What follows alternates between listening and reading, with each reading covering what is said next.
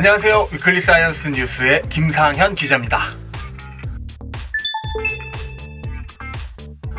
최근 QR코드에 대해서 이야기가 굉장히 많은데요. 바로 4.15 총선 때 QR코드로 선거 부정을 저질렀다는 주장 때문입니다.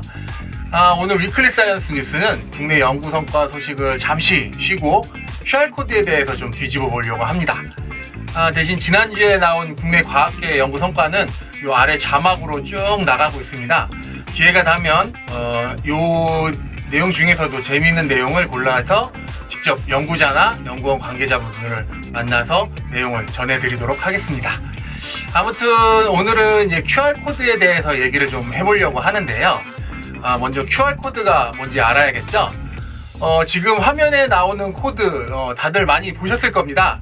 이 코드처럼 QR코드는 흑백의 격자무늬 패턴으로 정보를 나타내는 매트리스 형식의 2차원 바코드입니다. QR코드는 1994년 일본의 댄스웨이브라는 회사에서 개발을 했는데요. 너무나도 고맙게도 이 댄스웨이브에서 특허권을 행사하지 않아서 사용료는 무료입니다. 무료이기 때문에 전 세계에서 많이 사용을 하고 있는데요. 특히 한국, 일본, 중국, 영국, 그리고 미국 등이 많이 사용을 하고 있습니다. 이 QR코드의 가장 큰 장점은 종래에 많이 쓰던 요 바코드, 요런 바코드하고 다르게 아주 많은 용량의 데이터를 넣을 수 있다는 건데요. 7089개의 숫자 또는 1817개의 영자를 넣을 수 있습니다. 거기다가 오류 복원 능력이 굉장히 뛰어나서 조금 이렇게 지워지거나 찢어진다고 해도 인식이 가능한 특징이 있습니다. QR코드는 버전이 1부터 40까지 있는데요. 각 버전마다 이 까만 점 그러니까 셀의 개수가 정해져 있습니다. 버전 1은 가로 세로 그러니까 21개씩의 셀로 만들어지는데요. 버전이 이렇게 올라갈 때마다 이 셀이 4개씩 가로 세로 4개씩 늘어나게 됩니다. 그러니까 버전 40은 가로 세로 각각 177개의 셀로 만드는 거고요. 버전 40이 앞에서 설명한 그 7089개의 숫자가 들어가는 거고, 요번 선거에 사용한 버전은 버전 1로 41개 숫자 또는 25개의 영 숫자를 입력할 수 있습니다. 여러분도 지금 보시는 것처럼 네이버나 다음 같은 포털 사이트에서 QR코드를 쉽게 직접 제작하실 수가 있습니다. 개인 블로그 주소나 이름, 전화번호 등을 QR코드로 만들어서 명함이나 명찰 같은 데 갖고 다니시면 아주 편리합니다. 그런데 이 QR코드가 어떻게 부정선거 의혹의 핵심으로 떠오르냐, 그게 궁금하셨을 텐데,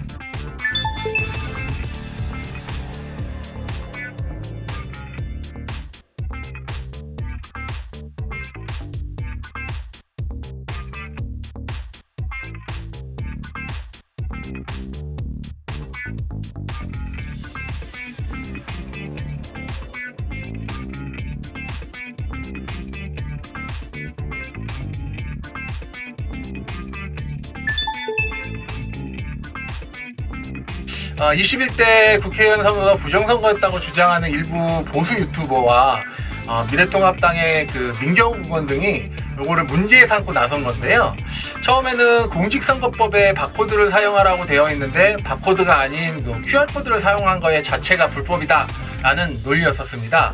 그런데 이게 이제 점점 확산이 되더니 이 코드 안에 개인정보가 숨어져 있다라고 주장을 하고 있는데요. 민경욱 의원이 직접 기자회견한 내용을 들어보시겠습니다. 만약에 이 데이터를 QR코드에 기록해서 분석하면 누가 어느 정당, 어느 후보에게 투표했는지 확인이 가능하고 다양한 투표 성향을 분석할 수 있는 자료가 됩니다. 또 이처럼 중요한 개인정보가 국내외로 유출될 가능성도 있습니다.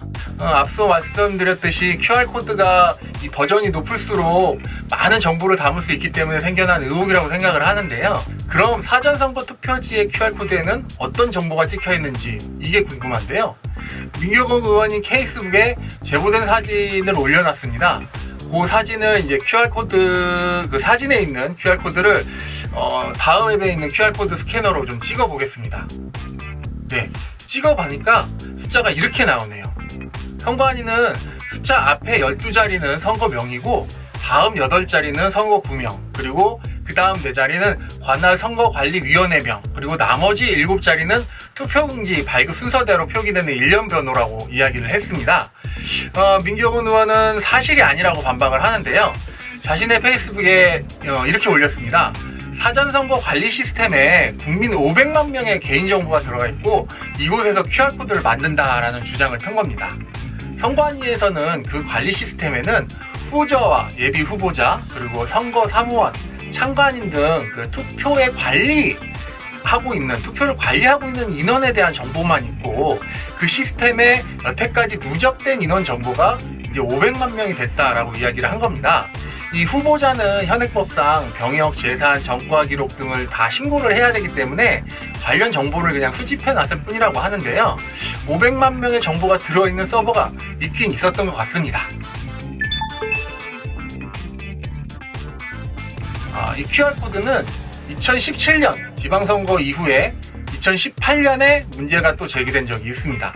당시 선관위는 무려 7장이나 되는 선고용지를 하나하나 일론별로 자를 대고 이렇게 막 쭉쭉 찢다 보면 시간이 너무 걸려서 이 바코드를 사용했다고 이야기를 했고요. 그리고 왜 막대 바코드가 아닌 QR코드를 사용했냐라고 묻자 이 막대 바코드는 검은색 막대가 일처럼 보여서 당시 기호 1번이 더불어민주당을 연상하게 한다는 항의가 있었다고 합니다. 믿거나 말거나인데 그래서 그전 선거에서 일련 번호가 또 보인다고 항의한 사람도 많았고 그래서 이제 QR코드를 만들면서 QR코드를 이제 찍어도 쉽게 알아볼 수 없도록 일정 수식을 대입을 했다라고까지 이야기를 했었습니다. 근데 이제 가장 큰 문제는 선거 부정 의혹에 대해서는 이 보수에서만 계속 이야기를 했던 게 아니고요. 지난 2017년 4월에는 18대 대선, 그러니까 박근혜 전 대통령과 지금 문재인 대통령이 붙었던 대선이죠. 그때 박근혜 전 대통령 측이 개표 부정을 일으켰다라고 주장하는 영화 더 플랜이 개봉을 했었습니다. 이 딴지일보의 김어준 씨가 만든 영화였는데 이런저런 선거 부정 의혹을 참 많이도 제기를 했었습니다. 하지만 결국 사실로 밝혀진 건 하나도 없었고 여러분들의 기억 속에서 점점 잊혀져 버렸었는데요.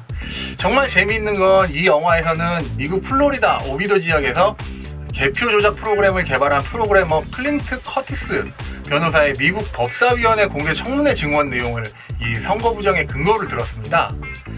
근데 이번에는 역시 미시건 정치학과의 월터 미베인 교수라는 분이 또 나오는데요. 근데 먼저 번에 이 김어준 씨가 제시했던 분은 전자 개표가 아닌 전자 투표에 대한 이야기를 했었던 거고요. 이번에 보수 쪽에서 제시를 했던 월터 미베인 교수는 데이터를 또 잘못을 적용했었습니다. 두 분 다 우리 실정에 맞지 않는 데이터를 가지고 발표를 한 걸 갖고 이게 선거 부정이다 라는 근거를 제시를 했던 거죠. 아무튼 저도 분위기에 편승해서 QR코드 하나 올려보겠습니다. 요거 찍어보시면 제가 최근에 쓴 기사 한 꼭지를 읽어보실 수 있을 건데요. 얼마 전에 비례후보로 선거에 임했다가 아쉽게 낙선한 핵융합 전문가 이경수 박사님을 인터뷰한 내용입니다. 인터뷰 내용 중에 이경수 박사님이 정치에도 과학이 도입돼야 된다라고 강조를 하셨는데요. 왜 그런 말씀을 하셨는지 그때는 궁금했는데 그 이유가 요즘 굉장히 여실하게 느껴집니다. 네, 오늘 위클리 사이언스 뉴스레터는 여기까지입니다. 다음 주에는 정말 재미있고 흥미로운 과학 소식으로 찾아뵙겠습니다. 이제 이런 주제는 다시 안 하겠습니다. 그리고 댓글 이벤트 저번 주부터 계속 하고 있으니까요. 이번 주에도 많은 댓글 남겨주시고 영상 중간에 추첨을 했는데 당첨되신 분들 댓글에다가 또 꼭 이메일 남겨주십시오. 그러면 커피 쿠폰 보내드리겠습니다. 좋아요와 구독 꼭 눌러주시고 이거 보고 계신 분들은 주변에 한 번씩만이라도 꼭 같이 보자고 추천을 좀 해주세요. 그러면 금방 2배가 되고 4배가 되고 할 수 있을 것 같습니다.